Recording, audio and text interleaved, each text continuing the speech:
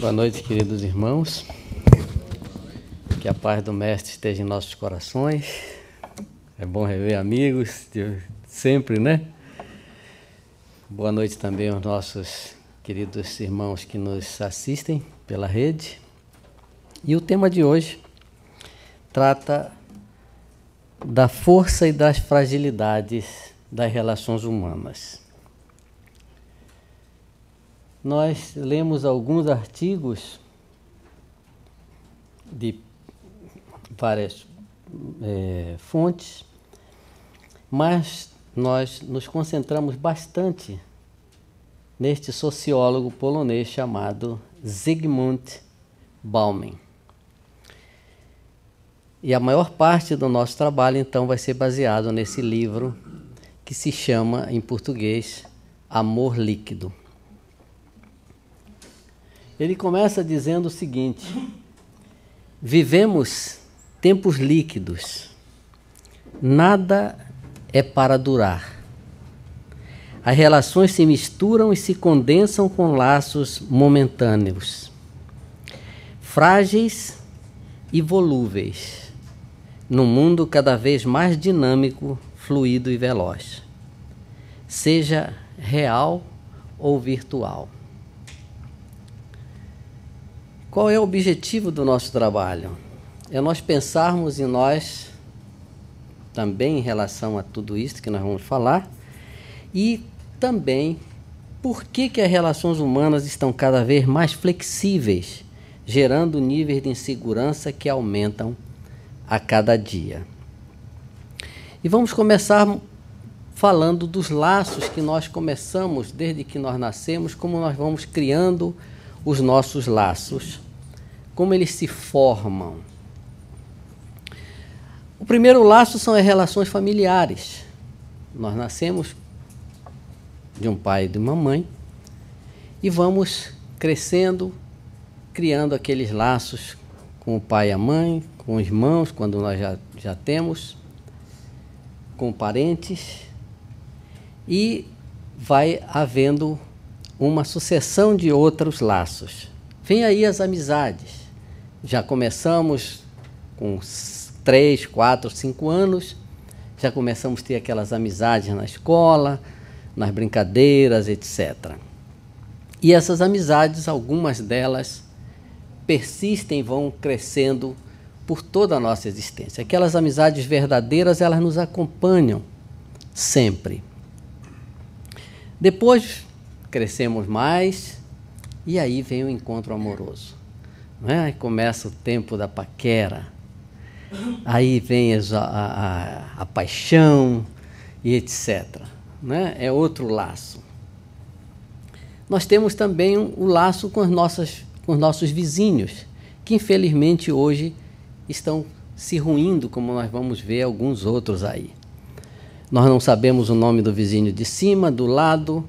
Nós passamos e não conhecemos ninguém, o que não acontecia outrora, não é? A gente, há tempos atrás, 50, 40 anos, as pessoas não tinham WhatsApp, então sentavam nas portas das casas e conversavam, trocavam doces e vamos tomar um cafezinho. Infelizmente isso quase que também está desaparecendo. E esses laços, eles transitam, quer dizer, eles andam de um lado para outro, entre o amor e a indiferença. Quando há o amor, estes laços vão cada vez mais se estreitando e vão ficando mais sólidos. Quando há a indiferença, isso se apaga com o tempo. O apego e o descarte. Nós nos apegamos, mas às vezes, pelas circunstâncias, nós também nos descartamos. E o principal laço que nós formamos, como nós falamos há pouco, é a família. Esse é o maior laço afetivo que nós temos, não é? Ela representa o alicerce de toda a estrutura da sociedade, as raízes morais e a segurança das relações. Evidente que a família, como nós conhecemos, ela está sofrendo mudanças. Nós não podemos julgar, não sabemos como vai acontecer daqui a 10, 15 anos, o resultado de muitas mudanças. Nós não podemos estar fazendo pré-julgamentos, mas o certo é que está mudando e nós temos que acompanhar essa mudança. Na pétala da flor do girassol, nós temos aí várias palavras que encaixam o que representa essa família para nós, não é? Nós temos aí paixão, fraternidade, amor, paz, igualdade, perdão, riqueza, alegria, harmonia, aprendizagem, sabedoria. Mas com todas essas palavras falta a principal delas: tolerância. Nós hoje praticamente estamos perdendo essa tolerância. Fazemos pré-julgamentos, nos antecipamos muitas vezes dando opiniões naquilo que nós não sabemos e vamos perdendo. Nós, como espíritas que professamos a doutrina ensinada pelo Mestre, ele foi muito marcante em cima disso. Tolerância. E se nós tivermos tolerância, nós vamos saber conviver com essas mudanças que estão acontecendo. Como eu disse, nós não podemos entender, ou melhor, prejulgar ou saber o futuro. Daqui com 10 anos, com 15, quem estiver por aqui vai estar fazendo uma análise de que se foi bom, se não foi, o que aconteceu, o que deixou de acontecer. Em seguida, para que tudo isso aconteça, nós estudamos muito no Espiritismo a lei da afinidade. E o que é a lei da afinidade? É uma sintonia de conjunções da mente, do instinto e do sentimento que estabelece vínculos entre os seres humanos. Olha essa definição.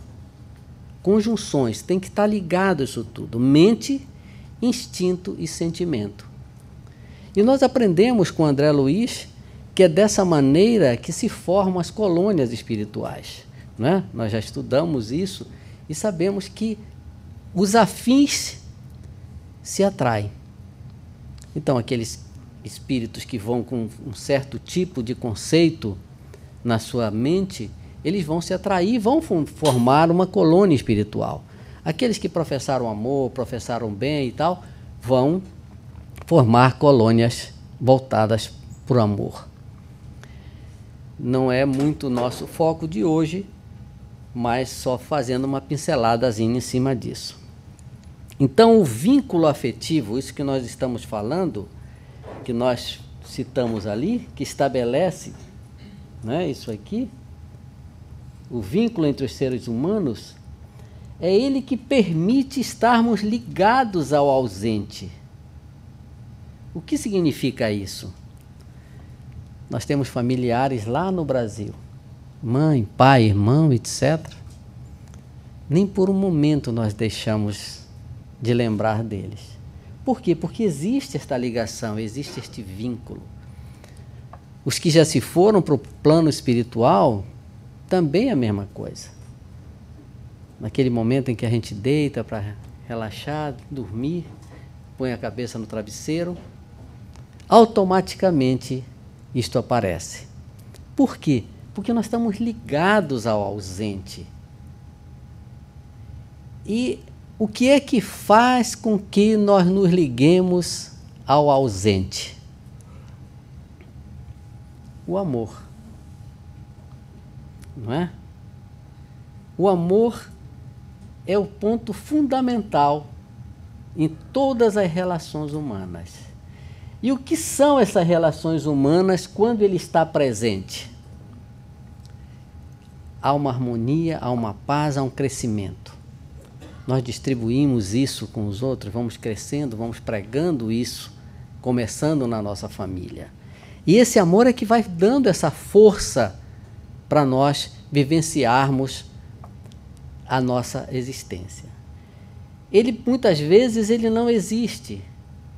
E quando ele não existe, nós somos capazes de praticar ações as mais absurdas possíveis. E como isto acontece? E quando ele existe de maneira imperfeita, ou seja, às vezes é um amor egoísta, que tudo quer para si, como nós vivenciamos muito esse tipo de amor, não é? Um amor possessivo, um amor doentio. Isso é um amor imperfeito. Ele não está pronto para que esse relacionamento seja durável, seja forte. Ele se perde rapidinho. E esse amor, como nós falamos há pouco, ele não está disponível em nós como uma coisa interior que se usa quando se quer.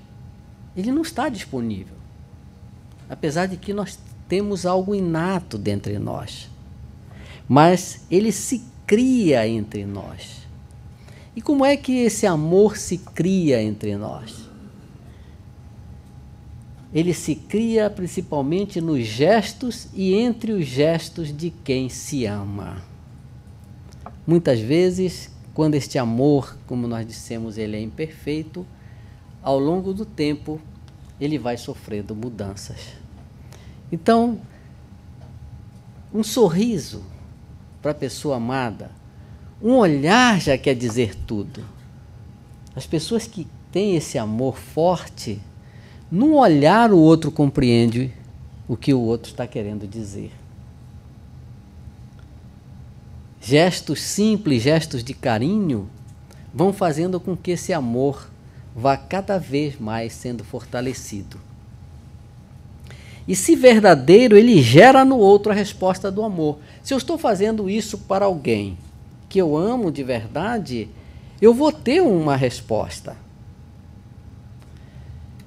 A gente vê isso às vezes nos animais. E eu lembrei agora, interessante, eu tenho uma amiga, ela é muito voltada para esse lado espiritual, dá aula de yoga, etc. É uma pessoa fora de série.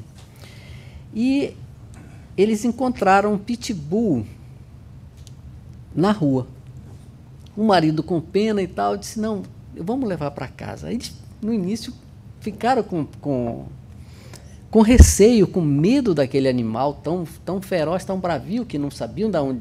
Ele encontrou o animal próximo do trabalho dele. Ela, com amor, ela mudou as características do cachorro. Para você ver, de um animal. Quando eu chego lá, que eu olho a docilidade do pitbull, eu não acredito. Eu brinco com ela, eu digo, você é feiticeira mesmo? E ela ri. Mas é o amor, é o carinho que você tem. Imagina quando nós fazemos isso com os seres humanos. Muitas vezes nós reclamamos do filho que está começando a ficar rebelde, respondão e tal, mas se nós agirmos do mesmo jeito, batendo de frente, nós só vamos afastar, nós só vamos criar esse amor imperfeito.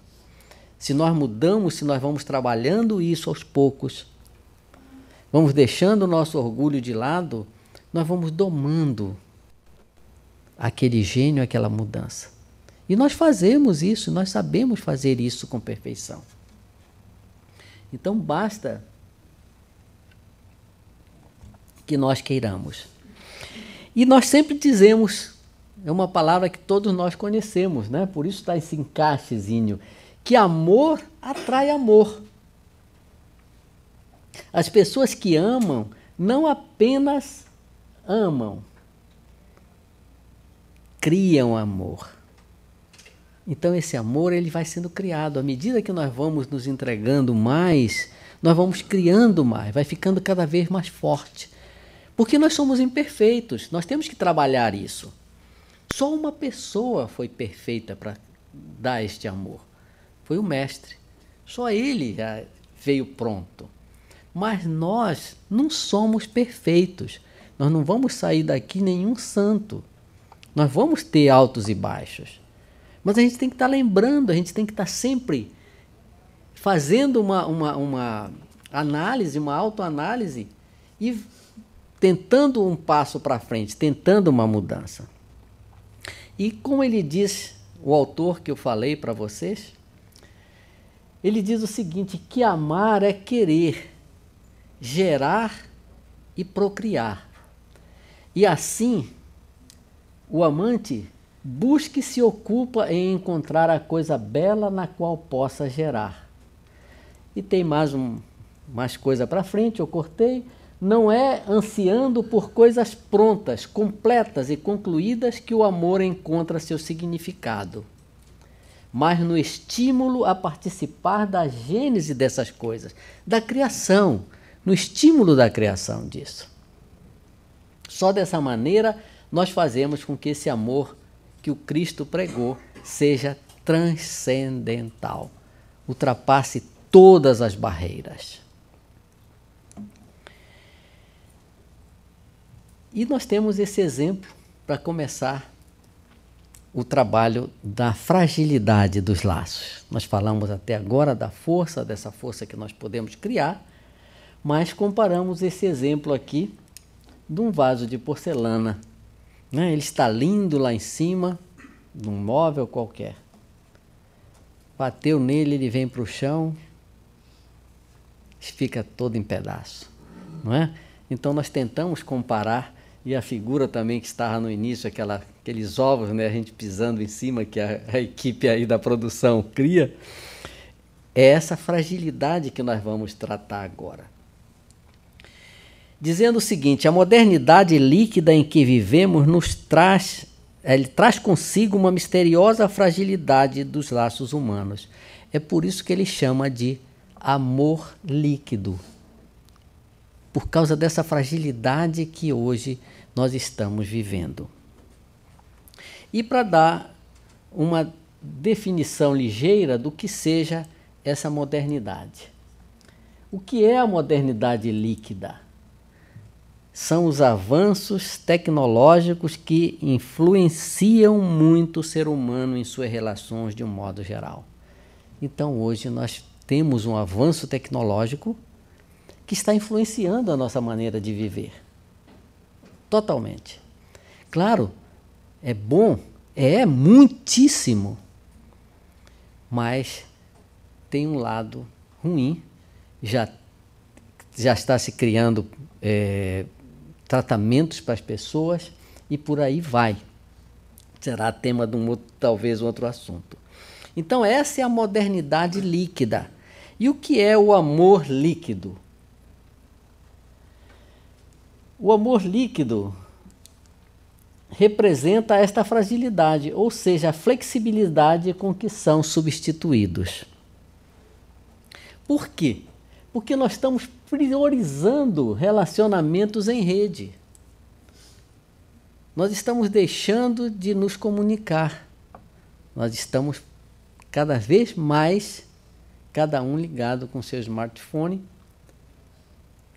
se comunicando. Não é? Então, por que está acontecendo isso? Porque esses relacionamentos, eles podem ser tecidos ou desmanchados sem que envolva nenhum contato além do virtual. É claro, eu não conheço quem está lá em Nova York, eu estou aqui clicando, quem está lá no Brasil ou vice-versa.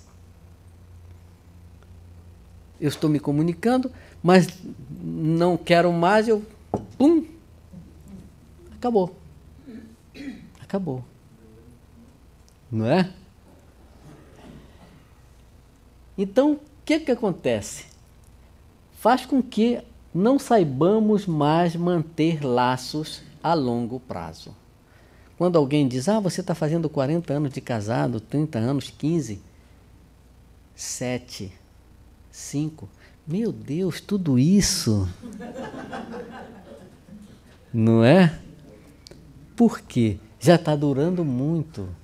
A gente está sendo levado para este caminho da pouca durabilidade dessa relação. Isso é o que para nós? Mais que uma mera e triste constatação, é um alerta. Porque será que é isso que nós queremos realmente? Nós que estamos procurando melhorar espiritualmente, moralmente, a gente tem que se fazer essa pergunta. Será que é isso que eu estou querendo mesmo? Será que tem alguma maneira que eu possa fazer para que eu entre num outro caminho? As relações amorosas e os vínculos familiares são afetados por causa disso. É claro, a gente já está diretamente se comunicando através dos aparelhos eletrônicos. Nossa capacidade de tratar um estranho com humanidade está altamente prejudicada. A gente passa por um vizinho de condomínio, e eu sempre costumo, às vezes eu estou chegando no supermercado, está saindo alguém, eu sempre cumprimento. Mas a gente não está sabendo o que está passando na cabeça do outro. Porque se a gente disser um bom dia, ele vai dizer, olha, o que está passando com ele? Esse cara aí tá doido, não é? Por quê? Porque nós estamos perdendo essa capacidade. Nós estamos cada vez mais fechados. Nós estamos vendo agora essa crise humanitária que está acontecendo na Europa com os refugiados. Todo mundo está com medo dessas pessoas. Nós estamos com medo das pessoas porque são refugiados. Temos candidatos à presidência da República dos Estados Unidos dizendo que as pessoas são más, para reduzir, né, para me simplificar. Então nós estamos com medo. Ninguém quer um mundo globalizado onde? Nas comunicações, no terror, nas finanças, que afeta qualquer espirrozinho num lugar, o outro já está sentindo. Mas nós estamos perdendo esse contato. Se a gente cumprimenta um estranho, ele vai achar estranho. Não é? Por que a gente está perdendo isso? Recentemente eu acho que alguns de vocês já andaram no metrô de Nova York, né? Já viram ali na estação central, naquela hora do rush, entre 5 horas mais ou menos, as pessoas correndo ali dentro, ninguém olha para lado nenhum, as pessoas correm feito loucas, se chocam, uma desvia para um lado, qualquer hora vai ter alguém comandando apitando ali para... E aí a gente entra no metrô. Eu acho que durante eu estar andando no metrô, eu estava fazendo sempre um cálculo, porque eu já estava lendo esse tema, me preparando para essa palestra, e olhando as pessoas, todas, 90% das pessoas com fones no ouvido e um telefone aqui. Elas entram no metrô de cabeça baixa e saem de cabeça baixa. Nós estamos fazendo isso. Nós não estamos nos dando conta que nós estamos fazendo isso, mas nós estamos fazendo isso. Saiu uma reportagem recente mostrando, inclusive, que nós estamos voltando ao homem da caverna, ficando com o pescoço torto, de tanto olhar o telefone nessa posição aqui. A gente fica aqui, ó. Então foi mostrado, vai fazendo uns 4 dias mais ou menos, essa reportagem saiu, e o fisioterapeuta mostrando lá o ângulo que já está. E já mostrou pessoas com dores terríveis de cabeça, dores no ombro, e não sabia por quê. Dores lancinantes na cabeça, terríveis. Era por causa do desvio que está acontecendo. E a gente não se dá conta. Eu tenho uma netinha, e a gente tenta o máximo possível de monitorá-la sempre, sempre, para que isso não aconteça. Distribuindo as horas dela com carinho, com amor, não é com imposição. Porque essa turma toda estão viciados no telefone. Estão viciados. E falando nisso, nesse prejuízo que nós estamos vivendo, nós estamos aprendendo a nos relacionar já focando na desconfiança do outro. Ninguém quer confiar mais em ninguém. Não é? Vocês estão vendo a imagem aí, né? Ele está aqui com a namorada, a outra está sentada aqui, mas eles estão de mão dada aqui por trás. Então, nós estamos desconfiando de todo mundo. Aqui, graças a Deus, nós ainda conseguimos ter um pouco mais dessa liberdade. Podemos ir ao supermercado, podemos sair, podemos ir à praia. Mas no nosso país, infelizmente, você deixa tudo, não anda com nada. Eu ando simplesmente com a minha carteira de identidade do Brasil e algum dinheiro no bolso. E o celular, eu pego um mais simples e ponho no bolso. Não pode se usar um tênis que tenha uma marca especial e tal. Porque você anda se preocupando com quem está atrás. A gente aqui, graças a Deus, a gente tem essa liberdade. A gente não está tão preocupado com isso. Mas, além disso, nós somos bombardeados. Por quê? Por mensagens explícitas em diversos reality shows. O que é que eles dizem para a gente? Muitos que assistiram os vários, e principalmente o do Brasil, que para mim é um dos piores. A mensagem que a gente recebe desses programas é o seguinte: não confie em ninguém. Não é só o de lá, tá certo? Aqui também passa. Não confie em ninguém. A vida é um jogo duro. Os outros são, em primeiro lugar e acima de tudo, competidores. Então não confie, não ajude, porque senão você vai perder o seu lugar. Ele vai passar por cima de você.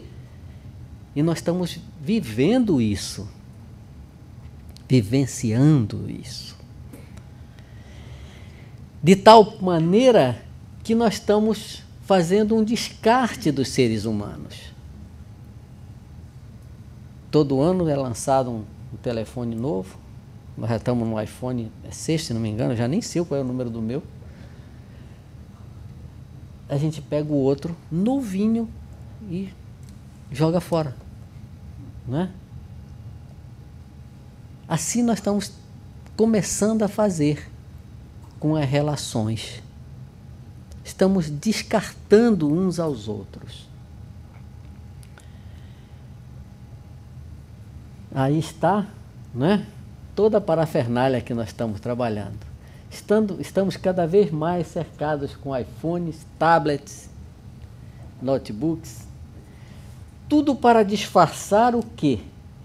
O antigo medo da solidão. Nós vivemos sempre com este medo. Então, o que está acontecendo com a sociedade? Como a gente não está se apegando a nada, nós achamos que é mais fácil nós não sofrermos. Porque eu estou num relacionamento que já tem 3 anos, 4 anos, de repente aquele relacionamento acaba e eu vou sofrer. Então as pessoas estão se antecipando, se resguardando. Não estão tentando viver.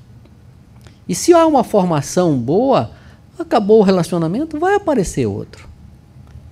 Mas como nós estamos numa velocidade tão grande, o que está acontecendo? Nós estamos cada vez mais voltando para este medo.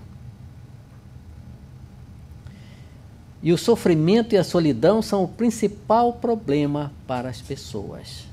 O sofrimento e a solidão. Quantos de nós, muitas vezes, até apesar de estarmos cercados de pessoas, estamos nos sentindo sós?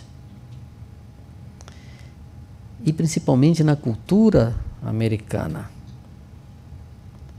Eu sempre abordo esses temas aqui e a gente observa que as pessoas casam, vão para um apartamento, começam a ter filhos, compram uma casa grande. Quando essas crianças começam com 16, 17 anos, rua. Aí eles voltam para o apartamento. Aí com 60, 70 anos, essas pessoas estão sós.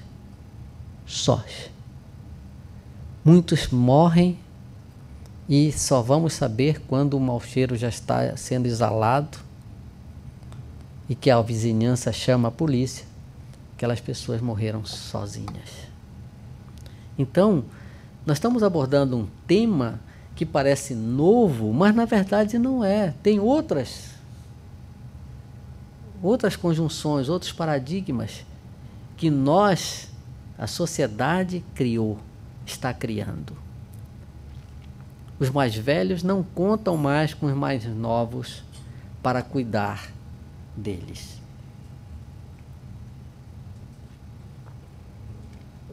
Há esse medo, não é? Então, o contato via rede social tomou lugar de boa parte das pessoas, cuja marca principal é a ausência de comprometimento. Pelo telefone você termina uma relação e pergunta para o outro, foi bom para você, não foi bom? É assim que nós estamos nos tornando, não é? Então esse relacionamento que não é estruturado, como nós falamos, a primeira queda ele quebra. Nada é feito para durar. As relações terminam tão rápido quanto começam. Tão rápido quanto começam. Nós estamos inseguros. Nós não temos mais o pé no chão. Ah, será que quando ele sai daqui, que ele veio falar comigo, ele vai para a casa da outra? Será que ele não está, não sei aonde? E assim vai. Há uma insegurança, não é? Será que onde ele foi? E a gente fica nisso, a gente não se estrutura moralmente para que a gente não sofra, que a gente encare a realidade dos fatos e toque a vida. A gente não está se preparando para isso. Acostumados com o mundo virtual e com a fragilidade de desconectar-se, as pessoas não conseguem manter um relacionamento a longo prazo. Caso haja defeito, descarta-se, né? Ou troca-se por versões mais atualizadas. Só que nós não temos garantia de receber o dinheiro de volta, não é? Mas deu defeito, manda-se para frente. E assim nós vamos vivenciando. Eu tenho um caso interessante que eu li outro dia e eu coloquei aqui para mostrar como isso está acontecendo.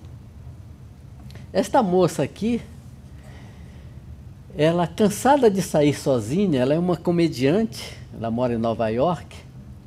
Ela, aqui entre aspas, né, ela assume o namoro com a mochila dela, Genevieve e sua fiel mochila rosa. Olha onde nós chegamos. O que ela diz? Eu acho que eu passei um pouquinho, né? Não, acho que não. Tá bem. Ela, cansada de se sentir mal por sair sozinha, a comediante Genevieve Blau, que vive em Nova York, assumiu, entre aspas, um namoro com sua mochila. O que ela diz a respeito disso? O relacionamento, entre aspas, dela com a mochila, começou quando a jovem saiu para jantar, acompanhada da mochila rosa. Ela notou que sua relação com o acessório que leva para todos os lugares já dura mais do que muitos namorados que teve. E ela diz: homens vêm e vão. Essa mochila eu tenho há anos, contou ela ao Daily Dot, que é um periódico em Nova York. Então, isso é uma força de expressão para mostrar onde nós chegamos. E a gente tem que repensar bastante as nossas relações. O amor, portanto, ele é criado, o amor, entre aspas, esse amor aqui que eu estou falando, é criado pela sociedade atual, que é chamado de modernidade líquida, tira a responsabilidade de relacionamentos sérios e duradouros. O romantismo do amor parece estar fora de moda. E está, não é? Antigamente a gente abria a porta para esposa, para namorada, para alguém, né? A gente era um cavalheiro, a gente puxava a cadeira, mas não deixava a pessoa cair no chão, mas puxava para alguém sentar. Existia todo uma atenção, uma delicadeza em tratar o parceiro. Não só do homem para a mulher, mas da mulher para o homem também. Sempre quando eu me refiro, eu estou falando dos dois casos, não é? Então o amor verdadeiro ele foi banalizado, diminuído a vários tipos de experiências vividas pelas pessoas, as quais se referem a estas utilizando a palavra amor. Muitas vezes nós nem sabemos o significado, não é? A palavra amor é usada mesmo quando as pessoas não sabem direito o seu real significado. Uma noite livre de sexo e bebedeira, etc. Fazer amor. Então, não existe mais esse conhecimento do amor. O amor real, esse amor que nós começamos falando dele. Como eu volto a dizer, o mestre era perfeito. Mas nós podemos chegar nesse ponto. Não perto do mestre, eu digo o ponto de melhorar essa relação que nós temos de uns com os outros. Entre desejos, fantasias e expectativas exageradas, construímos nossos relacionamentos. Sempre ele é feito dessa maneira. Desejo, fantasias, expectativas exageradas. Não nos sentimos mais obrigados a nada. Não queremos nos comprometer com nada e passamos a nos relacionar de forma superficial e vazia. Mas será que tem jeito? Tem, não é? A gente tem que repensar. E nós pegamos algumas alternativas que eu vou falar para vocês. Primeira delas, negociar as diferenças. Nós não somos iguais. Nenhum ser humano é igual ao outro. Nós temos diferenças muito grandes. Mesmo que num primeiro momento de namoro e tal, essas diferenças não apareçam, mas depois, quando estão a dois já em casa, começam a aparecer essas diferenças. E se nós formos querer defender o meu lado e o outro lado, não vai dar certo. Então nós precisamos negociar essas diferenças. Separar fantasia de realidade. A gente vai, assiste um filme, assiste uma novela, a gente acha que pode trazer isso para o relacionamento da gente. Aquilo é um trabalho artístico, produzido, etc, etc. Mas quando nós estamos assistindo, na cabeça fica ali. Né? Não podia ser assim, podia ser desse jeito. Tu está vendo? Podia ser dessa maneira. Mas não pode, não é. Ali alguém está lendo um script, está seguindo o autor. Nós não somos assim. Não esperar demais do outro. Nós gostamos de fazer isto. Achamos que o outro tem que fazer tudo. E a gente espera demais dele. Vamos dar uma mãozinha também. Vamos dividir as coisas. Felizmente, hoje estamos numa mudança em que nós estamos dividindo as coisas, né? Mas eu lembro antigamente, quando se terminava o jantar, quem ia cuidar da louça suja era a mulher, quem ia lavar a mulher. O marido, Deus o livre, ele ia fumar um cigarro lá para fora. Se ele entrasse na cozinha, não estava certo. E hoje a gente está mudando, a gente já divide isso. Então é exatamente esse ponto, não esperar demais. Vamos ajudar, vamos dividir as coisas. Não culparmos o outro por nossas dificuldades. Nós adoramos também fazer isto. Culpamos o outro. Eu tenho uma dificuldade, culpado é o fulano, a fulana. E a gente faz. Não exigir da pessoa amada a reparação plena de tudo que não teve afetivamente falando. Então, muitas vezes, o homem quer que ela seja a mãe, seja a avó, seja a amante, seja a tia, seja tudo. E vice-versa também. E a gente não pode fazer dessa maneira. Né? Nós não podemos querer reparar plenamente isso. Nós temos que trabalhar esse lado e não nos deixar partir para este lado. Recuperação do respeito e da responsabilização perdida pelo bem do outro. Recuperação do respeito e da responsabilização perdida.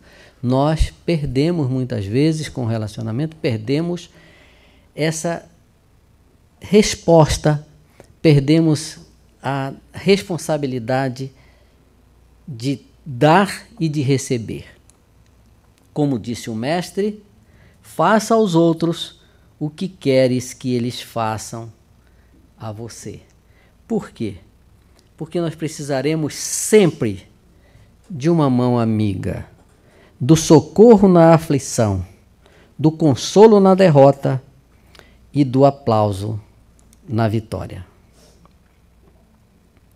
Com essas propostas, revelaremos uma nova disposição para viver bem com o outro, condição básica para a implantação de uma cultura de paz e tolerância entre os homens, pondo fim à cultura do descarte relacional, das neuroses e das violências relacionais.